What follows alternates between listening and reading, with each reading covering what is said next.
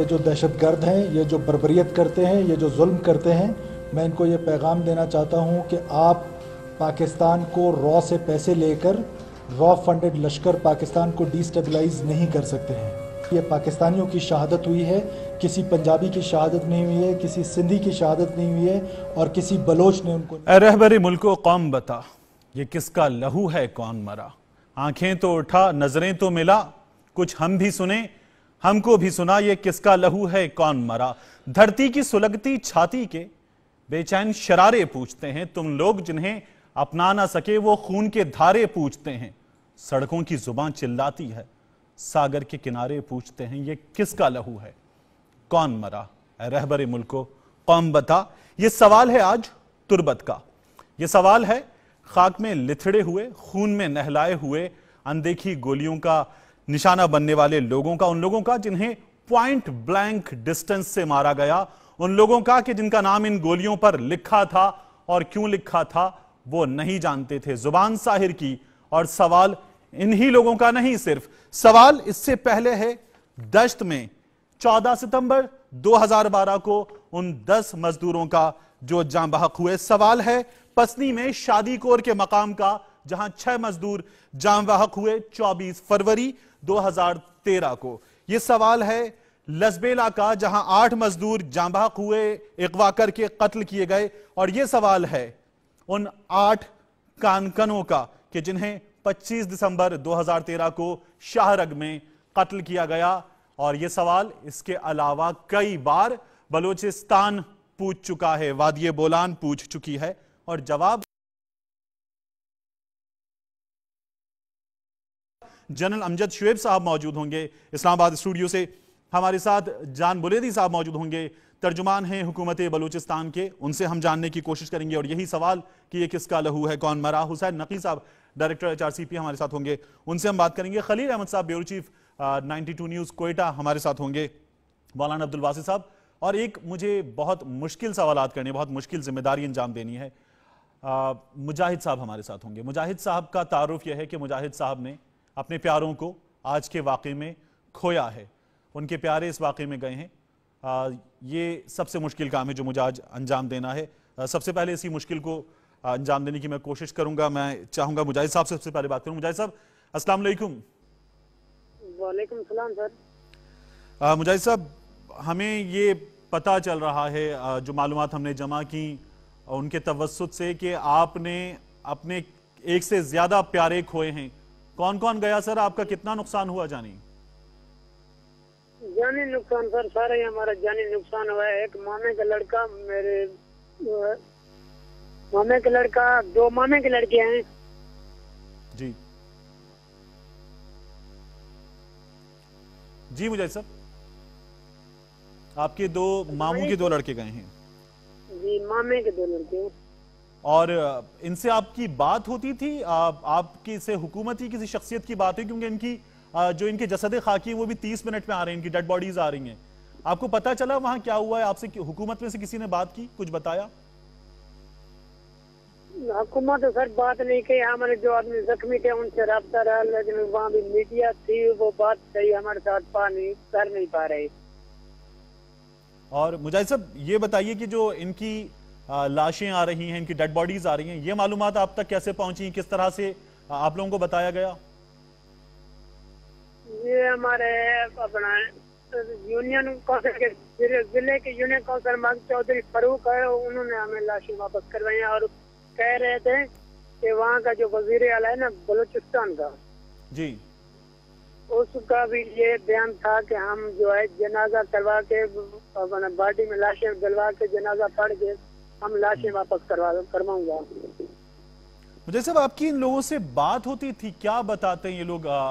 इनके साथ आज ही वाकया हो गया, इस जुल्म हो गया, इससे पहले इन्हें लगता था, डर लगता था, हालात कैसे थे, इस बारे में आपकी बात होती थी इन लोगों से?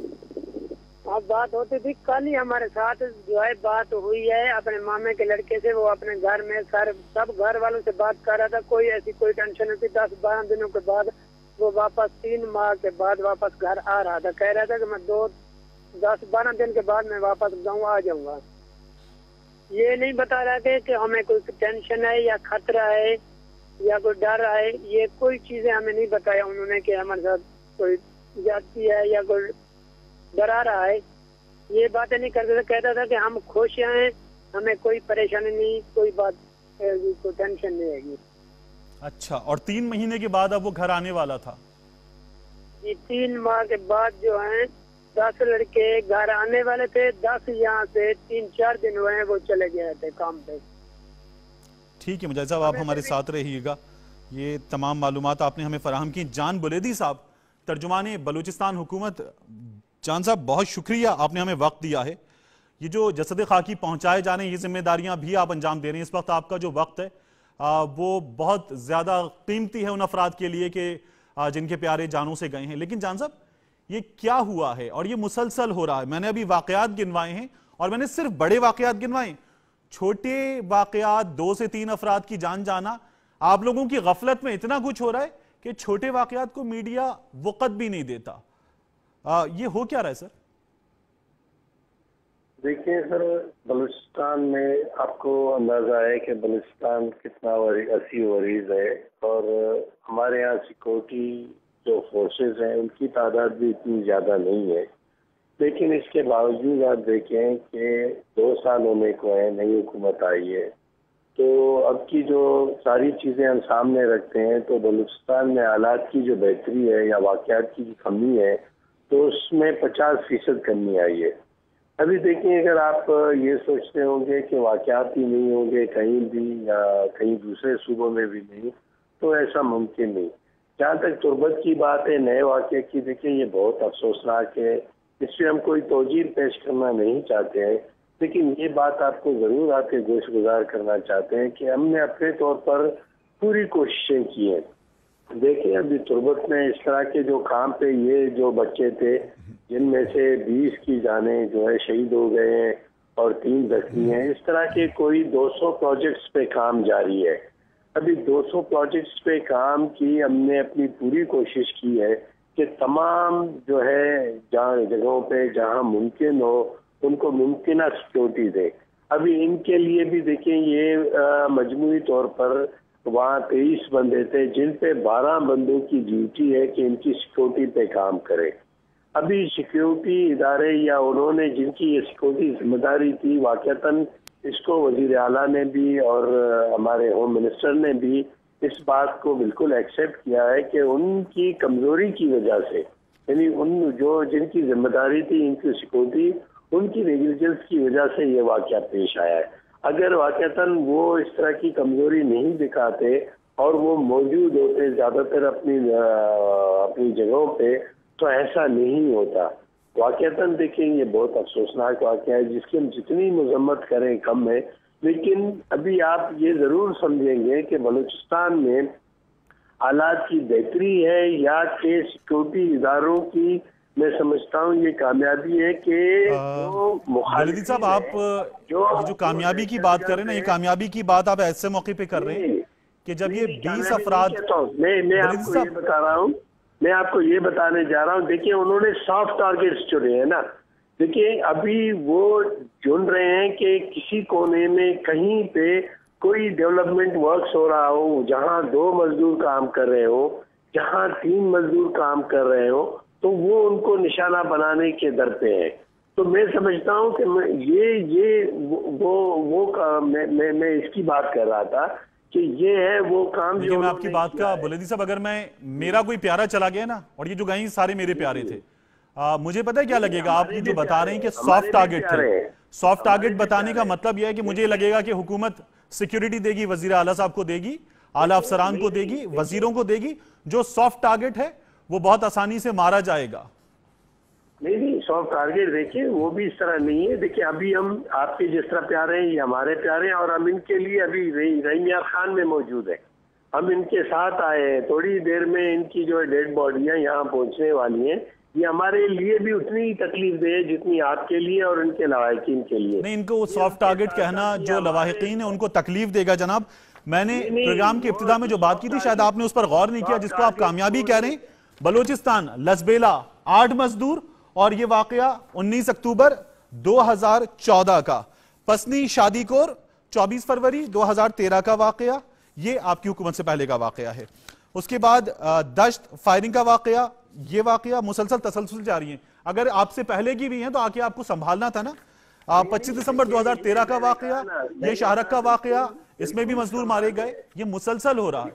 जब ये तसलसल से हो रहा है तो फिर आप कामयाबी कैसे गिनवा रहे हैं? मैं देखिए, बलूचिस्तान हुकूमत ने अपनी पूरी कोशिशें की है और मैं समझता हूँ कि उन्होंने बड़ी हद तक चीजों को संभाल लिया है।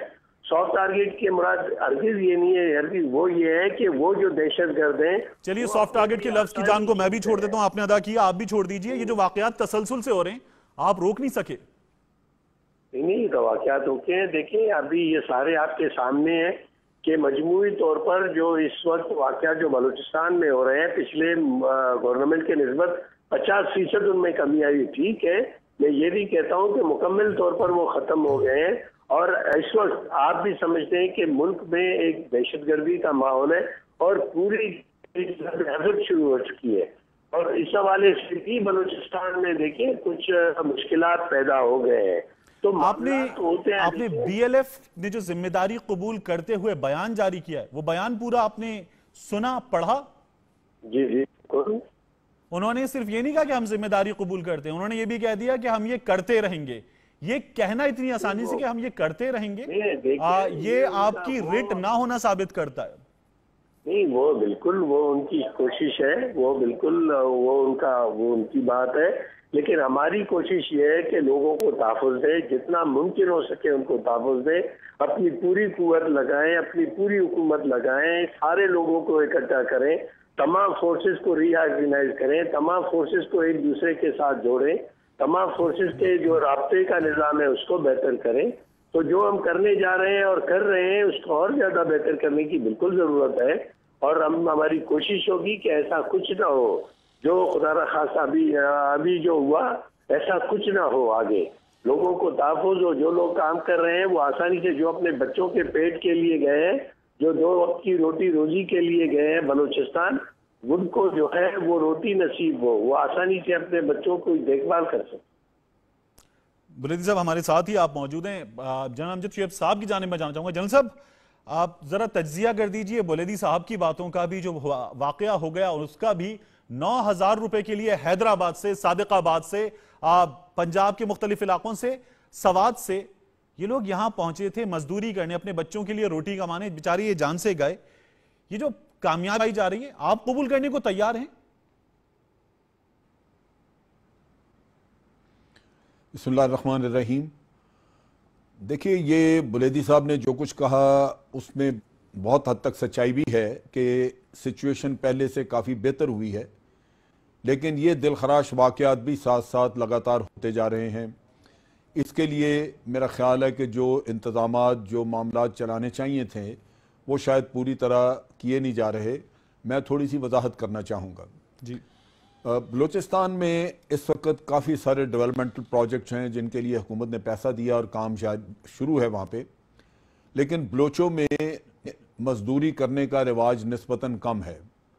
वहाँ पे बलोच लेबर मिलती नहीं है आसानी से, चुनाचे जिन लोगों को कॉन्ट्रैक्ट दिए जाते हैं वो जाके पंजाब और सिंध से लेबर लेके आते हैं।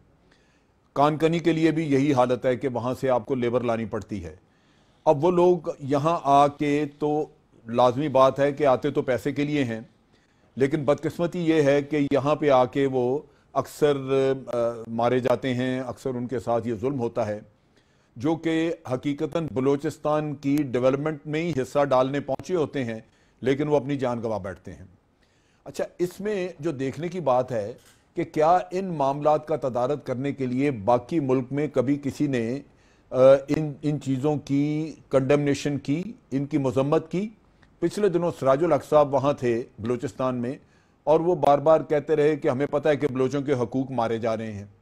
बलूचों की अपनी हुकूमतें हैं, हुकूमत जो कुछ कर सकती थी वो पैसा दे रही है। तो अगर आप जा बजा जाके ये इस तरह का एक इम्प्रेशन क्रिएट करेंगे, तो जो आपने तब्दीली इतने सालों में लाई है वहाँ पे बलूचिस्तान में, हालात तब्दील किए हैं, उनके ऊपर एक बुरा असर पड़ता है। आप अगर वहाँ पे जाके कोई बात अच्छी नहीं कर सकते तो कम से कम नसीहत कर सकते हैं कि आपके सूबे में डेवलपमेंट वर्क हो रहा है, उसका तहफ़्फ़ुज़ करें आप। अब यहाँ पे सूरत हाल ये है कि बलूचिस्तान का 93% इलाका, एक बड़ा वसी ये सूबा है, 93% इलाका बी एरिया है जहाँ पे पुलिस नहीं जा सकती, पुलिस है नहीं वहाँ पे, और वहाँ पे आपने लेवीज को रखा हुआ है। लेवीज अमूमन सुस्त काम करते हैं और उनके साथ साथ उनकी वफादारियाँ भी लोकल लोगों के साथ होती हैं, जिसकी वजह से उनके ऊपर पूरी तरह भरोसा नहीं किया जा सकता। इस सिचुएशन में भी वहाँ पे लेवीज थे। अब अगर आपने एफसी वगैरह से कोई काम कराना है तो इतना दूर दराज इलाका है कि एफसी को आप भेजेंगे तो वो वहां पहुंचते उनको 2 दिन लगेंगे। ये काम करने के लिए अगर वहां पे कोई हेलीबोर्न फोर्स रखी जाए तो ये जल्दी उसका पीछा करें तो रात रात में ये उनका कलाकमा किया जा सकता है, क्योंकि पहाड़ों में जैसे ही सुबह की रोशनी होती है वो वापस भागना शुरू कर देते हैं ये दहशतगर्द, और उनके ऊपर अगर उसी वक्त में उनके ऊपर हमला किया जाए, पकड़ धकड़ की जाए तो हो सकता है, लेकिन उसके लिए आपको एफसी को जराए देने चाहिए। ये हालात जो आज बने हुए हैं ये बड़े सालों की कोताहियों की वजह से हैं, और इस हुकूमत ने लाजमन, ये डॉक्टर अब्दुल मालिक की हुकूमत ने कोशिश की है, कुछ बेहतरी भी आई है, लेकिन इसमें काफ़ी काम करने की ज़रूरत है। आपको बी एरिया को ए एरिया में कन्वर्ट करने का काम करना चाहिए। हर साल कुछ एरिया को अपने कानून की जद में लाएं, वहाँ पे पुलिस का कानून नाफज करने के लिए पुलिस और थाने बनाएं, वहाँ पे चौकियां और चेक पोस्टें बने। लेकिन अगर आप लेवीज के ऊपर भरोसा करेंगे तो इस तरह के वाकयात होते रहेंगे। एक और चीज जो आप देखें, लाहौर में लम्स वालों ने मामा कदीर को बुलाया और उसके ऊपर को सेमिनार करना चाहते थे। मामा कदीर को पढ़ा लिखा आदमी नहीं है, एक बैंक में क्लर्क था, लेकिन उससे कभी यह किसी ने नहीं पूछा कि वो अब्रॉड भी जाना चाहता है, बाहर भी जाना चाहता है, यहां भी पूरे मुल्क में जहाज में सफर कर रहा है, उसके पास पैसा कहां से आ रहा है। आप बिला वजह अपने मुल्क में एक शोशा खड़ा कर रहे हैं और उसकी वजह से हुकूमत जो है वो डिफेंसिव पे चले जाती है। लम्स में जब ये उसका सेमिनार में उसके दावत को कैंसिल किया गया तो उसके बाद अगर आप सोशल मीडिया पे जाके देखें तो उस पर कंडमनेशन, ह्यूमन राइट्स और लम्स के अपने तलबा वगैरह बेशुमार मैसेजेस जो कि गलत पैगाम दे रहे हैं आपकी कौम को। तो ये चीज़ समझनी चाहिए, ये बलोचों के हकूक का मसला नहीं है, ये बलोचों को वहां पे हकूक दिए जा रहे हैं और जो लोग उनके हकूक के लिए मेहनत कर रहे हैं आप उनका खून बहा रहे हैं। तो ये इंतशार है, और इंतशार फैलाने के लिए लाजमी बात है कि क्रॉस द बॉर्डर जो इंटेलिजेंस एजेंसीज बैठी हुई हैं, नसरुल्लाह खान ज़ेरे साहब हमारे साथ मौजूद हैं, पश्तूनख्वा मिली अवामी पार्टी से। उनसे एक सवाल करना चाहूंगा। नसरुल्लाह साहब फरमाइएगा, पिछली हुकूमत में आप नहीं थे, अब आप हुकूमत का हिस्सा हैं, ये जो फर्क है पिछली हुकूमत का और अब का, बुलेदी साहब हमारे सामने बयान कर रहे हैं, इसको मैं कैसे मान लूं, जिनके प्यारे चले गए वो कैसे मान लें, जो देख रहे हैं आज ये वाकयात वो कैसे मान लें?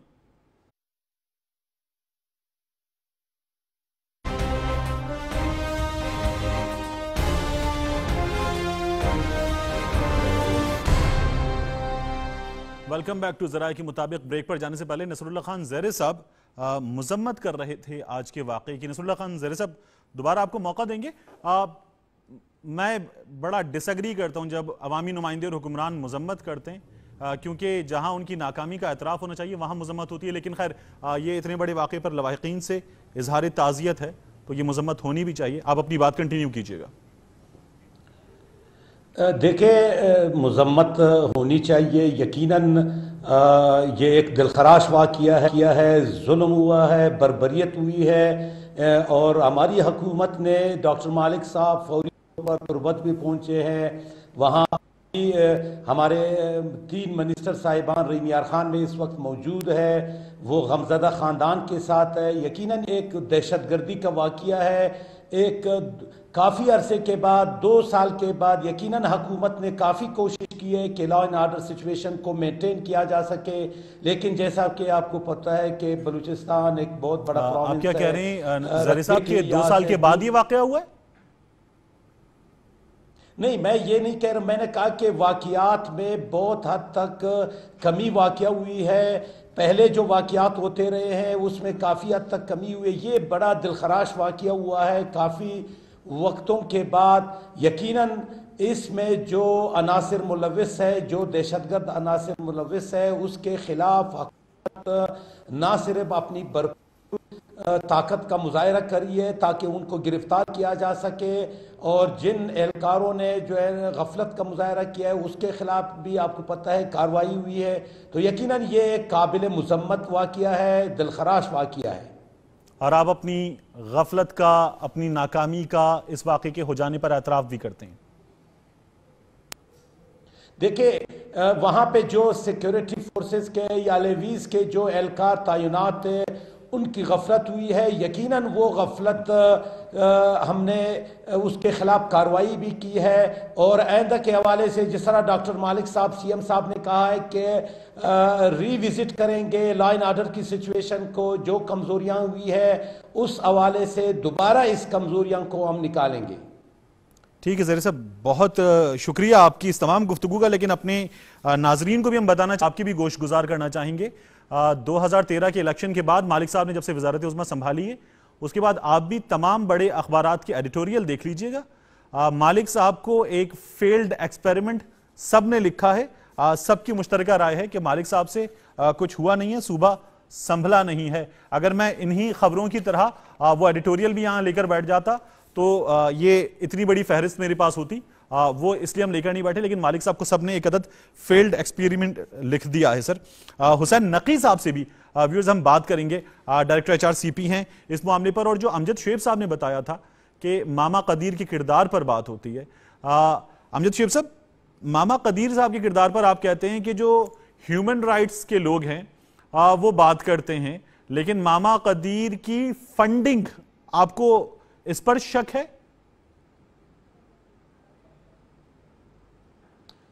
मैं दो बातें उसके बारे में कहना चाहता हूं। एक तो पैसा उसके पास कहां से आ रहा है कि वो ऐसे दौरे कर रहा है और सारे मुल्क में फिर रहा है, और दूसरी तरफ जो उसका बेटा जो कि जिसका कहते हैं कि जी मारा जा चुका है, अगर आप इंटरनेट पे जाके देखें उसकी वीडियोस तो वो लोगों को उसमें उभार रहा है। वो अपनी गुफ्तगू और तकरीरों से ये वायलेंस की तरफ लेके आ रहा था, और ये काम वो करता रहा काफ़ी अरसा, जिससे कि मुनाफरत फैलती है, जिससे आप सूबे में लॉ एंड ऑर्डर की सिचुएशन को ख़राब करते हैं और गलतफहमी पैदा करके लोगों की को तबाही की तरफ लेके जाते हैं। अब क्या ये जो डेवलपमेंट वर्क्स वहाँ पे इस तरह हो रहे हैं, इनको रुकवाना क्या बलूचिस्तान के मफादात या उनके हुकूक का तहफ़्फ़ुज़ है? बिल्कुल नहीं। ये लाजमी बात है। जो मुनाफरत फैलाने वाले लोग हैं वो बलोचों को खुद इस चीज से महरूम कर रहे हैं जो कि हुकूमत आज उनको करके देना चाह रही है। ये चीजें अगर आप सामने रखें तो आपको एक साजिश पीछे नजर आती है, जो कि ये बलोचों के ही हक में मैं समझता हूं अच्छा काम नहीं किया जा रहा, और इसको जस्टिफिकेशन के तौर पर प्रेजेंट नहीं कर रहा आपने इस बात को। लेकिन अगर जो मिसिंग पर्संस का मामला है, वो लोग इन्होंने पैदल सफर किया कराची तक का, वो लोग जो इन्होंने पूरा पाकिस्तान पैदल घूमा, जो सुप्रीम कोर्ट के बाहर पहुंचे, जिनका मामला सुप्रीम कोर्ट ने उठाया, जिस पॉइंट ऑफ व्यू से आप बात कर रहे हैं उस पॉइंट ऑफ व्यू के खिलाफ वो लोग खड़े होते हैं, और जिस हैसियत में आप बात कर रहे हैं उस हैसियत पर भी सर वो सवाल उठाते हैं। मैं उसके बारे में मैं ये बताना चाहूंगा कि ये जो सारा किस्सा किया गया पैदल चलाने, ये आप अपने मुल्क को बदनाम कर रहे हैं। इसमें आपने जुडिशल कमीशन बिठाया, उन्होंने तहकीकात की, और जो मिसिंग पर्संस हैं उनमें से बहुत सारे जो हैं वो ओमान और दुबई जा चुके हैं, बहुत सारे जो हैं वो जाके तो अफगानिस्तान में ट्रेनिंग लेके और वहां से ये गड़बड़ करने में उनमें मसरूफ हैं। कुछ लोग मारे जा चुके हैं, कुछ उनके सरदारों की जेलों में पड़े हुए हैं जिनका किसी को पता नहीं है। अब अगर आप इन चीजों को सामने रखें तो फिर आपको पता लगे कि ये आप समझ सकें सारे किस्से को कि साजिश है कहां। ये अगर लोग किसी न किसी शक्ल में किसी अदारे के पास होते तो उनको वापस करने में क्या एतराज था। पाकिस्तान आर्मी पिछले 7 साल से वहां ऑपरेट नहीं कर रही और वहां पे सिर्फ FC ऑपरेट कर रही है। क्या आप ये समझते हैं कि FC उठा के ले गई? पुलिस का तो कहते हैं कि जी उन्होंने शायद रिश्वत मांगनी होगी या कुछ FC वालों ने किसी से कोई पैसा मांगा। कैसे आप कह सकते हैं कि ये लोग इनके पास हैं? तो ये एक तबका है जो उनको पीछे से उभार के इस काम पे लगाया हुआ है, जिसने जो उनको फंड्स मुहैया करता है। एक दफा पैदल मार्च हुई, उसके बाद इतने सालों से जो जहाजों पे सफर हो रहे हैं उसके लिए पैसा कौन दे रहा है? तो ये सारी चीजें जो है इनको इंसाइसिव तरीके से देखें। आप खुदारा उन चीजों को समझें जो आपके मुल्क के खिलाफ की जा रही हैं। अगर आज आप Indian national security advisor Ajit Doval की पढ़ें, अगर उसको उनकी देखें, उसकी वीडियो देखें जो इंटरनेट पे अवेलेबल है, तो वो खास तौर पे आपको खुले बंदों धमकी दे रहा है कि पाकिस्तान से हम बलूचिस्तान अलहदा करा देंगे। तो इन चीजों के बावजूद आप आंखें बंद करके अगर बैठे रहें तो फिर उसका अंजाम यही होगा, ना बलूचिस्तान डेवलप होगा, ना ही पाकिस्तान में कुछ तो खून रुकेगा। तो ये चीजें समझने की जरूरत है। साजिश की हमने बात कर ली, मजलूमों के मारे जाने की हमने बात कर ली, पिछली हुकूमत भी बलूचिस्तान की और ये हुकूमत भी, क्या ये मुकम्मल नाकाम हुकूमत नहीं है इस सिलसिले में? अगर आप इन दोनों हुकूमतों का मुकाबला करें तो ये हुकूमत जो अभी थी वहां पे, वो किसी हद तक पिछली हुकूमत से बेहतर थी। पिछली हुकूमत में आप इसे बेहतर कह रहे हैं या कम बुरी कह रहे हैं? नादर कहीं कोयटा में अवेलेबल होते थे जी। आप इसे बेहतर कह रहे हैं या कम बुरी हुकूमत कह रहे हैं? नहीं, मैं ये कह रहा हूं कि उससे मुकाबलतन कुछ बेहतर है, क्योंकि उसमें तो वजीर आला ने बलूचिस्तान में हाजिरी रखी नहीं हुई थी। वो ज्यादातर या इंग्लैंड में या दुबई में बैठे होते थे, और मैं खुद, मुझे एक दफा वहां पे जरूरत पड़ी जाने का, इत्तफाक हुआ, कई दिन वहां कोशिश करते रहे, लेकिन वजीर आला वापस आई नहीं वहां पे। तो ये चीजें उनके दौर में हुई, लेकिन आज वजीर आला वहां हाजिर होते हैं। इनकी लिमिटेशंस आपने एक सवाल उठाया था मामा हैं। कदीर के हवाले से, उसकी फंडिंग के हवाले से, उसके हवाई जहाजों में सफर के हवाले से, और ह्यूमन राइट्स के लोगों का जो उस पर वावेला होता है मामा कदीर के मामले पर, उस हवाले से हुसैन नकी साहब डायरेक्टर एचआरसीपी हमारे साथ मौजूद हैं। हुसैन नकी साहब, आप हुसैन साहब एचआरसीपी और इंसानी हुकूक के कारकुन इस हैसियत में, और जनरल साहब जो सवाल उठा रहे हैं, इन दोनों सवालों की हैसियत को अगर सामने रखा जाए तो हम दो एक्सट्रीम पोल्स पर अगर बात कर रहे हैं, मामा कदीर साहब पर बात करते हुए जनरल साहब ये कह रहे हैं कि उसकी जहां से फंडिंग होती है उस पर बात की जानी चाहिए। उसने अगर पैदल सफर कर लिया है तो वो एक क्लर्क जो जहाजों में सफर कर रहा है, उसका जो इस वक्त लाइफस्टाइल और जो मुल्क से बाहर जाना चाहता है, उस पर भी सवाल उठाए ह्यूमन राइट्स के लोग। ह्यूमन राइट्स के लोग मामा कदीर पर बात करते हैं, बलूचिस्तान पे बात करते हैं, लेकिन बहुत सारे जरूरी पहलू नजरअंदाज कर देते हैं आप लोग। देखिए, असल में आप बहुत जज्बाती और एकतरफा तकरीर फरमा रहे हैं। ये तो दुरुस्त नहीं, मैं जनरल साहब के सवालात आपके गोश गुजार कर रहा था। उन्होंने तो जो बातें की हैं वो काफ़ी पाकिस्तान की तारीख से भी नावाकिफ़ हैं, और ये बड़ी अफसोसनाक सूरत हाल है। बलूचिस्तान के सिलसिले में अगर आप सन 47 या उससे पहले से देखें तो बलूचिस्तान में कलात के जो भी हुक्मरान थे उस वक्त, उन्होंने कहा था कि अगर पाकिस्तान बनाने का मसला वैसे ना हल हुआ तो कायद आज़म को उन्होंने कहा था कि आप कलात में पाकिस्तान बना लीजिएगा। कायद आज़म उनके वकील थे और उनकी आज़ादी के लिए बाकायदा प्लीट कर रहे थे मुकदमा। अच्छा, वो वाक़यात हुए सन 48 में, वहाँ पर उनके साथ कुछ मुसालिहत हुई, उनके एक शहजादे को हलफ दे के उतारा पहाड़ों से, और उसके बाद उसको फांसी भी लटका दिया गया। एक मतलब ये तारीखी बैकग्राउंड्स हैं इसमें। जहाँ तक फंडिंग का ताल्लुक है तो पाकिस्तान की हुसैन नकी साहब, बहुत एहतराम के साथ मैं आपको यहाँ इंटरप्ट करना चाहूंगा। हमें एक ब्रेक लेना है, ब्रेक लेंगे। वैसे भी मैंने आधे पर आकर आपको शामिल गुफ्तगू किया है, लेकिन ब्रेक लेकर आप ही से गुफ्तगू का सिलसिला आगे बढ़ाएंगे सर।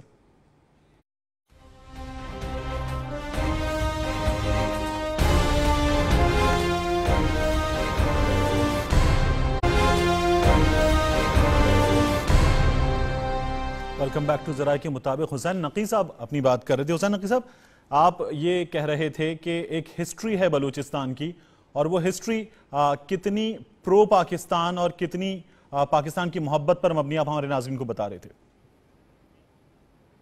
जी, तो मैंने आपसे ये अर्ज़ किया कि ये जो मसला है इसको उसी तारीख़ी हवाले से देखना चाहिए, क्योंकि बलूचिस्तान की आबादी बहुत कम और बलूचिस्तान का एरिया बहुत ज़्यादा, बलूचिस्तान के वसाइल बहुत ज़्यादा। बलूचिस्तान के वसाइल से सन 55 से तो मुझे याद है कि आप गैस उनकी इस्तेमाल कर रहे हैं, गैस, और इस वक्त सुई गैस की सबसे कम कीमत जिस सुई गैस की मिलती है वो सुई गैस की है, जो सुई से आती है। बाकी इलाकों से गैस जो आती है उसकी कीमत भी उनके मुकाबले में ज़्यादा है। अभी वहाँ के वज़ीर आला ने ये कहा कि फूड सिक्योरिटी के लिए उनको 4 बिलियन चाहिए, उनको सिर्फ 1 बिलियन मिला है। दूसरी बात यह कि जब आप उनके वसाइल इस्तेमाल करते हैं और उसके ऊपर एतराज़ात है, फंडिंग की जब आप बात करते हैं तो पाकिस्तान की, अब मैं माजरत से ये कहूँ कि अफवाज की फंडिंग असलहा जो है उसकी अमेरिका करता है, सऊदी अरब करता है। और दुनिया में जब ऐसी तहरीकें चली हैं, चाहे वो अलजायर की तहरीक हो, चाहे ये अफ्रीका की हो, जनूबी अफ्रीका की, उसमें फिर दूसरे शामिल होते हैं। ख़ुद पाकिस्तान शामिल रहा है। अलजायर की तहरीक आज़ादी हो या जनूबी अफ्रीका की हो, वहाँ हम भी शामिल थे, हिंदुस्तान भी शामिल था। इसी तरीके से और बहुत हुसैन नकी साहब, निहायत माजरत के साथ इंटरप्ट करना चाहूंगा आपको। महरूमियों की बात अपनी जगह, मसाइल की बात अपनी जगह। जनसा मैं आपकी तरफ आ रहा हूँ, जनसा मैं आपकी तरफ आ रहा हूँ। महरूमियों की बात अपनी जगह, मसाइल की बात अपनी जगह, हुकूक की बात अपनी जगह, लेकिन ये जो BLA कर देती है, ये जो BLF ने आज कर दिया, इसकी कोई जस्टिफिकेशन हो सकती है हुसैन साहब? जो हम अभी तक ये नहीं पता चलता। देखिए 400 से ज्यादा तो सरकार तो 900 मानती है कि 900 नौजवान बलोचों की लाशें मुख्तलिफ मकामात से मिली हैं और उनकी जिस्मों को और उनकी जो बॉडीज हैं उसकी बेहुरमती की गई है। उसके ऊपर दोबारा बहुत माजरत के साथ सवाल करना चाहूंगा, क्या उन लाशों का मिलना इन लाशों की जस्टिफिकेशन है? मैं वजाहत करूं, मैं जरा थोड़ी सी वजाहत कर दूं। जी जन साहब, हुसैन साहब भी आपको सुनना चाहते हैं, फरमाइए। मैं अर्ज करूं, पहली बात तो ये कि हुसैन साहब से माजरत के साथ बलूचिस्तान की तारीख और पाकिस्तान के मामलात पे जो मेरी नज़र है वो शायद इनको अंदाज़ा नहीं है। मैं तो वहाँ का जनरल ऑफिसर कमांडिंग रहा हूँ और पाकिस्तान आर्मी के ऑफिसर जो हैं उनकी आधी सर्विस बलूचिस्तान में गुजरती है। हमने तो चप्पे चप्पे में चीज़ें देखी हुई हैं, वहाँ पे इलेक्शन कराए हुए हैं। तो ये तो इनकी मैं क्यों गुजरती है आपकी वहाँ आधी सर्विस वहाँ क्यों गुजरती है भाई? इनको जब भारत मजालम करता है कश्मीर में और वहाँ पे तबाही मचाता है, इसमें दरी होती है, वो इनको नजर नहीं आती। शहीद और इनको तौफीक नहीं होती उसकी बात करने की। भारत इनको वहां पे कदम नहीं रखने देता और ये यहाँ पे फतूह फैलाने के लिए, शैतानियत फैलाने के लिए जनता की बात सुनने में आपकी सवालों से करना नहीं है। तहफ्फुज़ पाकिस्तान वहां से निकल 50,000 शहरी मारे जा चुके हैं, 15,000 फौजी उसमें अफसर भी शामिल हैं, स्कूलों और बच्चे शामिल हैं, वो मारे। आपकी ज्यादा सर्विस गुजरती है वहां पर, अगर इंसानी बलूचिस्तान में जाके ऐसा क्यों होता है? इस बात को खोले, इस बात को भी बताना कि आप इनकी तहफ़्फ़ुज़ के लिए पेशावर में अभी भी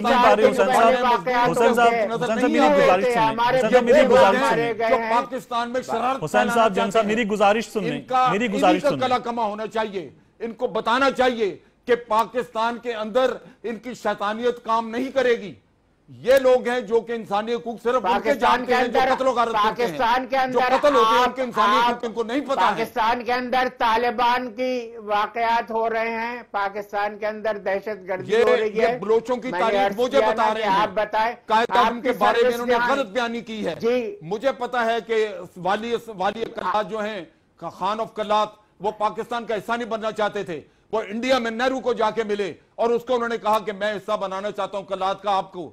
और जब नेहरू ने कहा कि आप हमारे साथ और जब उन्होंने रेडियो पे ऐलान किया कि खान ऑफ कल्लात ने हमसे ये कहा है और हम इसको रिजेक्ट कर रहे हैं, तो फिर खान ऑफ कल्लात ने शर्म में आके पाकिस्तान के साथ उतारते हैं और ये वो बातें करते हैं, इनको तारीख का पता है, इनको उठा के रिसर्च पढ़ें। हुसैन साहब, जनरल साहब मेरा एक सवाल ले लीजिए, हम क्लोजिंग की तरफ बढ़ रहे हैं। कह रहा हूं कि रिसर्च पढ़ें। आप दोनों एक सवाल ले लीजिए, जनरल साहब एक सवाल ले लीजिए, हुसैन साहब एक सवाल ले लीजिए। आप यहां बैठ के रोटियां खाते हैं इस मुल्क की और खिलाफ इसके काम करते हैं। ये इंसानी हकूक हैं, इंसानी हकूक इनको कहते हैं। ये तो रोटियां तो हम, अगर ये रोटियां तो आप मशरकी पाकिस्तान की भी खाते थे और वहां क्या हुआ? और हमारा एक पूरा आधा से ज्यादा आबादी और आधा से ज्यादा आप जैसे लोगों ने हुसैन नकवी साहब, जनरल जफर साहब, मुझे यहाँ क्लोजिंग करनी होगी। इंतहाई वाकया बलूचिस्तान में पेश आया और उसके बाद बहस का रुख प्रोग्राम के अख्तिताम पर बलूचिस्तान के हवाले से किसी और जानिब निकल गया है। इस बात का हमें अफसोस है, लेकिन ये बात मैं जरूर प्रोग्राम के अख्तिताम पर एक बार फिर कहना चाहूंगा कि जो वाकया हुआ उसकी जनरल साहब ने मजम्मत कर दी, बुलैदी साहब ने मजम्मत कर दी, उसकी ज़ेरे साहब ने मजम्मत कर दी, लेकिन हुकूमतें इस तरह के वाकयात पर मजम्मत नहीं मरम्मत किया करती हैं, तब हालात ठीक होते हैं। आज के ज़राए के मुताबिक से इतना ही।